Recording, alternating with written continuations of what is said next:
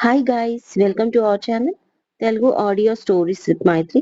నా ఛానల్ని ఎవరైనా ఫస్ట్ టైం చూస్తున్నట్టయితే తప్పకుండా లైక్ చేయండి, షేర్ చేయండి అండ్ సబ్స్క్రైబ్ చేసుకోండి ఫ్రెండ్స్. అగ్ని సాక్షి ఒక ప్రేమ కథ పార్ట్ 86. ఇక లేట్ చేయకుండా స్టోరీలోకి వెళ్ళిపోదామా ఫ్రెండ్స్? నా భార్య చాలా అమాయకురాలు. ఆమెను బెదిరించి లోబర్చుకున్నాడు చైతన్య వర్మ. ఒక్కసారి నా భార్యను నేను మీట్ అయితే తను నా భార్య అని తానే ఒప్పుకుంటుంది. నా భార్య డిఎన్ఏ సర్టిఫికెట్ ఇది. ఆ రోజు జరిగిన ప్రమాదంలో 12 మంది చనిపోయారు.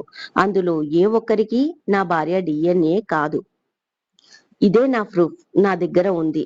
కానీ అంత పెద్ద బిజినెస్ మ్యాన్ కి ఎదురిది కేసు వాదించడానికి ఎవ్వరూ ముందుకు రావడం లేదు.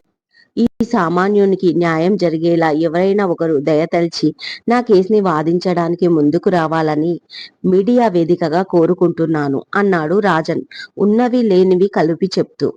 కొన్ని గంటల్లో దేశంలోని అందరి దృష్టి ఈ కేసు వైపు మరలింది.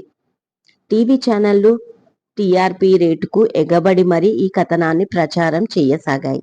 సోషల్ మీడియాలో హాట్ టాపిక్ గా మారింది. ఇదంతా ఊహించని దయాకర్ అప్పుడు రంగంలోకి దిగాడు. ఒక సామాన్యునికి న్యాయం కల్పిస్తాను, ఈ కేసుని నేను వాదిస్తాను అంటూ పనిలో పనిగా ఒక కేసు కూడా వస్తుంది, కావలసినంత పాపులారిటీ వస్తుంది, దాంతో తన రేంజ్ ఎక్కడికో వెళ్ళిపోతుంది అని అనుకుంటూ. కానీ జరగబోయేది తను ఊహించుకోలేకపోయాడు. పూర్ దయాకర్ చైతన్యని చాలా తక్కువ అంచనా వేశాడు. నెక్స్ట్ డే బద్రీనాథ్ చైతన్యకి కాల్ చేస్తాడు. బాబు, ఏం చేద్దాం ఇప్పుడు? వాడు డిఎన్ఏ అంటున్నాడు. ఇంకా ఏమైనా ఆధారాలు కూడా ఉండి ఉండొచ్చు. ఈ విషయాలన్నీ అమ్మాయికి తెలిస్తే బాధపడిపోతుంది. అలా అని తెలియకుండా ఉంచితే కూడా మంచిది కాదు అంటాడు బద్రీనాథ్. మీరు టెన్షన్ పడకండి, అన్నీ నేను చూసుకుంటాను. వాడికి ఎలా బుద్ధి చెప్పాలో నాకు తెలుసు. ఒక్క డిఎన్ఏ టెస్టుతో వాడు ఏమీ సాధించడు. ఈవినింగ్ వరకు న్యూస్ మొత్తం మారిపోతుంది. జస్ట్ మీరు న్యూస్ ఛానల్ చూస్తూ ఉండండి అంటాడు చైతన్య. దయాకర్ అని పెద్ద లాయర్ అంట. అతను టేకప్ చేశాడు వీడి కేసు. చాలా ఎక్స్పీరియన్స్ ఉందంట. చాలా వరకు కేసు ఓడింది లేదంట మీడియాలో చూపిస్తున్నారు అనగానే, అంకుల్, అంతకంటే పెద్ద లాయర్లు నాకు తెలిసిన వాళ్ళు ఉన్నారు. లాయర్ పెద్దవాడా చిన్నవాడా అనేది కాదు, సాక్ష్యాలు ముఖ్యం.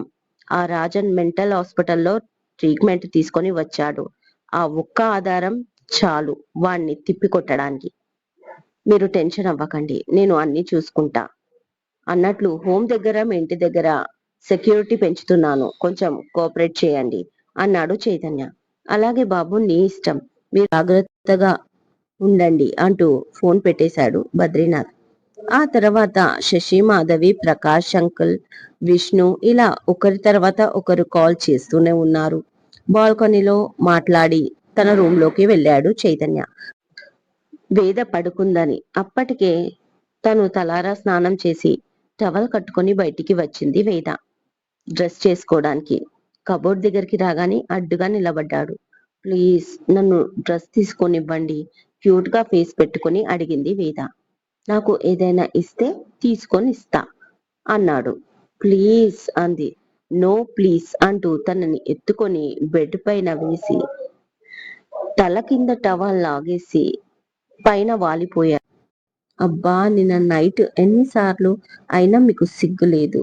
చిరుకోపంగా విసుకుంది వేద. అస్సలు లేదు, కొంచెం ఇస్తావా సిగ్గు అంటూ తన ఒంటి మీది టవల్ కూడా తీసేశాడు. ఇక అంతే, వేద అల్లుకుపోయింది సిగ్గుతో. ఒక మానసిక రోగి మెంటల్ హాస్పిటల్లో 2 సంవత్సరాలు ట్రీట్మెంట్ తీసుకున్న ఒక మనిషి వచ్చి సమాజంలో పేరు ప్రతిష్టలు ఉన్న పెద్ద బిజినెస్ మ్యాన్ పరువు తీస్తున్నాడు. అతనికి వంత పాడుతూ మరొక ప్రముఖ వ్యక్తి అతను నిజం చెప్తున్నాడు, అతనికి అన్యాయం జరుగుతుంది, అతనికి నేనున్నాను, న్యాయం కోసం పోరాడుతాను అంటూ ఒక లాయర్ సభ్య సమాజానికి ఏం మెసేజ్ ఇస్తున్నాడు? ఒక లాయర్ ఒక మెంటల్ కథనం బ్రేక్ తర్వాత. ఇలా దేశంలో ఉన్న నంబర్ 1 న్యూస్ ఛానళ్లలో ఇదే న్యూస్ రన్ అవుతుంది. కాసేపటి న్యూస్ రీడర్ మాట్లాడుతూ, సో ఇప్పుడు మనం ప్రముఖ లాయర్ పింకీ రెడ్డితో ఉన్నాం. పింకీ రెడ్డి గారు Chaitanya Varma personal lawyer. So madam, గత 2-3 రోజులుగా బిజినెస్ మ్యాగ్నెట్ చైతన్య వర్మపై వస్తున్న ట్రోల్స్ వాటికి సార్ ఎలా స్పందిస్తున్నారు? మీరు మీడియాకి ఏం చెప్పాలి అనుకుంటున్నారు? ప్రశ్నిస్తుంది ఆ న్యూస్ రీడర్ లైవ్ లో. నేను ముందు మీకు కొన్ని వీడియోస్ చూపించాలి అనుకుంటున్నాను. ఆ తర్వాత తీరిగ్గా మనం మాట్లాడుకుందాం అంటుంది హుందాగా లాయర్ పింకిరెడ్డి. మేడం ఇచ్చిన కొన్ని వీడియోస్ మనం ఇప్పుడు చూద్దాం. గతంలో ఏ అపార్ట్మెంట్ లో అయితే రాజన్ ఉండేవాడో అక్కడ నివసించే వాళ్ళు ఒకప్పటి రాజన్ నేబర్స్ అతని ప్రవర్తన గురించి వివరిస్తున్న విజువల్స్ అన్ని మీడియాకు చూపిస్తుంది. అపార్ట్మెంట్ లో ఒక స్వీపర్ గా పనిచేసిన ఒక ఆవిడ. అతను అసలు మంచివాడు కాదు. భార్యను ఎప్పుడు కొట్టేవాడు. చుట్టుపక్కల వాళ్ళు ఎవరైనా అడిగితే మీకెందుకు అని అడిగేవాడు.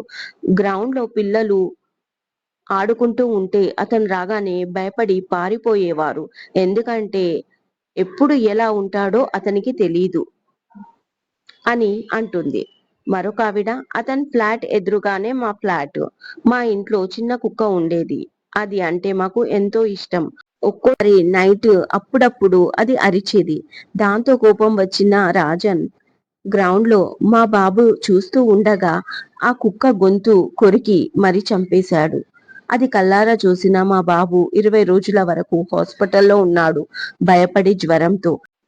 ఈ విషయం మాకు చాలా రోజుల తర్వాత తెలిసింది. ఆ తర్వాత మేము భయపడి ఆ ఫ్లాట్ ఖాళీ చేసి వెళ్ళిపోయాం. ఇప్పుడు కూడా అతను ఎలాంటి వాడో చెప్పడానికి మీడియా ముందుకు వచ్చాం. అతను పిచ్చివాడు, మంచివాడు కాదు అంటుంది ఆమె. అలాగే అతను ట్రీట్మెంట్ తీసుకుంటున్నప్పుడు హాస్పిటల్లో ఉన్న విజువల్స్, అతను హాస్పిటల్లో స్టాఫ్ ని కొట్టడం, డాక్టర్స్ ని తిట్టడం అని చూపిస్తున్నారు. ఇలా ఒక ఛానల్లో కాదు అన్ని ఛానల్స్ లో వస్తుంది. దాంతో దయాకర్ ని చాలా మంది దుమ్మెత్తిపోస్తున్నారు. చాలా మంది నెటిజన్స్ చైతన్య వర్మకు మద్దతుగా మాట్లాడుతున్నారు. 2-3 గంటల్లో సీన్ మొత్తం మారిపోయింది. ఇది చాలదన్నట్టు ముంబైలోని మెంటల్ హాస్పిటల్లో ట్రీట్మెంట్ తీసుకున్న board of director chief doctor కూడా ఇంటర్వ్యూ కూడా ఒక న్యూస్ ఛానల్లో వీడియో స్క్రోల్ అవుతుంది. ఒక మెంటల్ పేషెంట్ ఎప్పటికీ నార్మల్ అవుతాడు అంటే గ్యారంటీ ఇవ్వలేం. మేము ఒక రోగికి జస్ట్ ట్రీట్మెంట్ చేస్తాం. దానికి ఒక ఎక్స్పైరీ టైం అంటూ ఉంటుంది. అతని పరిస్థితుల్ని బట్టి అది 2 ఏళ్ళు 3 ఏళ్ళు కావచ్చు, 10 ఏళ్ళు కావచ్చు. ఒక్కో సందర్భంలో కొందరికి ఎప్పటికీ రిపీట్ కూడా కాకపోవచ్చు. అది పేషెంట్ ని బట్టి ఉంటుంది. కానీ రాజన్ గతంలో బ్రతికే వ్యక్తి. అలాంటి వారు గతంలో ఎప్పటికీ మర్చిపోలేరు. ఎప్పుడో ఎవరో చేసిన తప్పుకు ఎదురైన వాళ్ళని నిందిస్తూ వాళ్ళు ప్రశాంతంగా బ్రతకరు, ఎదుటి వాళ్ళని ప్రశాంతంగా బతకనివ్వరు. నాకు తెలిసి అతనికి ట్రీట్మెంట్ అవసరం. గవర్నమెంట్ ఆదేశిస్తే అతన్ని హాస్పిటల్ కి తీసుకొచ్చి ఫ్రీగా ట్రీట్మెంట్ చేస్తాం అంటూ దాని వీడియో సారాంశం. ఆ వీడియో చూశాక దిమ్మ తిరిగి బొమ్మ కనిపించింది దయాకర్కి. ఏదో ఊహించుకున్న అతనికి ఏదో జరుగుతున్నందుకు చాలా బాధపడ్డాడు. మానవ హక్కుల కమిషనర్ ఈ విషయంపై నోరు మెదపకుండా ఉంది. పింకీ రెడ్డి నెక్స్ట్ డే చైతన్య తరఫున కోర్టులో పిటిషన్ దాఖలు చేయించింది. అలాగే ఇద్దరిపైన పరువు నష్టం కేసు, రాజన్ పైన న్యూసెన్స్ కేసు కూడా నమోదు చేయించింది. హైకోర్టు వెంటనే రాజన్ ని అదుపులోకి తీసుకోవాలని డిపార్ట్మెంట్ ని ఆదేశించింది. అలాగే చైతన్య వర్మ అతని ఫ్యామిలీని ఎలాంటి ఇబ్బంది పెట్టొద్దని డిపార్ట్మెంట్ అండ్ మీడియాకు విజ్ఞప్తి చేసింది హైకోర్టు.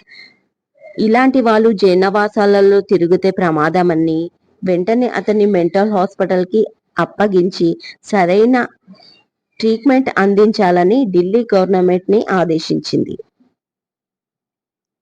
చైతన్య వేదని తీసుకుని ఎర్లీ మార్నింగ్ 5కి బయలుదేరడంతో రాగానే వేద మళ్ళీ నిద్రపోయింది. చైతన్య ఆఫీస్ కి వెళ్ళిపోతాడు తనని డిస్టర్బ్ చేయకుండా. టీవీలో న్యూస్ చూసిన మాధవి సంతోషంగా ఊపిరి తీర్చుకుంది. హ్యాపీగా తన ఫోన్ తీసుకొని ఆన్ చేసుకొని బద్రీనాథ్ కి కాల్ చేసి విషయం చెప్పింది. సరోజిని, గీత కూడా హ్యాపీగా ఫీల్ అవుతారు. ముగ్గురు దాని గురించి మాట్లాడుకుంటూ ఉంటారు హాల్లో. లేటుగా లేచిన వేద ఫ్రెష్ అయి కిందికి వస్తుంది. తనని చూసి ఎప్పుడొచ్చారు వీళ్ళు అనుకుంటుంది గీత. ఇప్పుడే లేచావా అంటూ మాధవి తనని గమనిస్తుంది. వేద ఫేస్ అంతా వాడిపోయి డల్ గా కనిపిస్తుంది. అవునమ్మా, ఎర్లీ మార్నింగ్ లేచాను కదా. రావడానికి ముందు 2 సార్లు వామిటింగ్స్ అయ్యాయి. వచ్చి అలాగే పడుకున్నాను మళ్ళీ ఇప్పుడు అంటూ మాధవి భుజంపై వాలింది. అదేంటి, కన్నకు చెప్పలేదా? నీకు జ్వరం కాని ఉందా అంటూ హడావిడిగా తలపై చెయ్యి పెట్టి చూస్తుంది. చెప్తే ఎంత హడావిడి చేస్తాడో తెలుసు కదా. నన్ను ఇంటికి రాకుండా అటు నుంచి అటు హాస్పిటల్కే తీసుకెళ్తాడు. అందుకే చెప్పలేదు. జ్వరం ఏమీ లేదు, కాకపోతే వాళ్ళంతా నీరసంగా ఉంది, పడుకోవాలి అనిపిస్తుంది అంటుంది వేద. సరే, కొంచెం ఇడ్లీ తిని పడుకో అంటూ గంగతో ఇడ్లీ తెప్పిస్తుంది మాధవి. నాకు ఇడ్లీ వద్దు, ఆరెంజ్ జ్యూస్ కావాలి అంటుంది వేద. వద్దు, జ్యూస్ తర్వాత, ముందు ఇడ్లీ తిను అంటూ బలవంతంగా ఇడ్లీ తుంచి నోట్లో పెడుతుంది మాధవి వేదకి. ఆ సీన్ చూసి గీతకు బాధగా అనిపించి వెంటనే లేచి తన రూమ్ లోకి వెళ్ళిపోతుంది. కూతురి పరిస్థితి అర్థమైన సరోజిని ఒక నిట్టూర్పు విడిచింది. వద్దు అంటున్నా వినకుండా 2 ఇడ్లీలు తినిపించి గంగను తోడిచ్చి పైకి పంపిస్తుంది వేదని మాధవి. అప్పుడే పంతులు గారు రావడం, 20 రోజుల తర్వాత శశి సరియుల పెళ్లికి ముహూర్తాలు పెట్టడం జరిగిపోతాయి. ఈ విషయం చెప్పడానికి చైతన్యకి కాల్ చేస్తుంది మాధవి. చైతన్యతో మాట్లాడుతూ ఉండగా గంగా వచ్చి వేద మళ్ళీ వామిటింగ్ చేసింది అని చెప్తుంది. అది విన్న చైతన్య హడావిడిగా ఇంటికి బయలుదేరతాడు. చైతన్య ఇంటికి వచ్చేసరికి డాక్టర్ బయటికి వచ్చి మాధవితో మాట్లాడుతూ ఉంటుంది. వాట్ హ్యాపెన్ డాక్టర్ అడుగుతాడు కంగారుగా చైతన్య. కంగ్రాచులేషన్స్ చైతన్య సార్, మీరు తండ్రి కాబోతున్నారు. యువర్ మిస్సెస్ ఇస్ కన్సీవ్ అని చెప్తుంది డాక్టర్.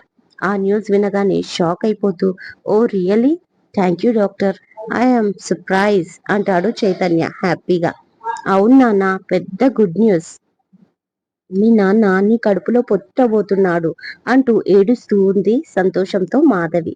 ఇదండి ఇవాళటి ఎపిసోడ్. ఈ ఎపిసోడ్ మీకు నచ్చినట్టు అయితే నాకు కామెంట్ లో చెప్పండి. అలాగే లైక్ చేయండి, షేర్ చేయండి, సబ్స్క్రైబ్ చేసుకోండి నా ఛానల్ని. మరొక మంచి ఎపిసోడ్తో మీ ముందు ఉంటాను. మైత్రి.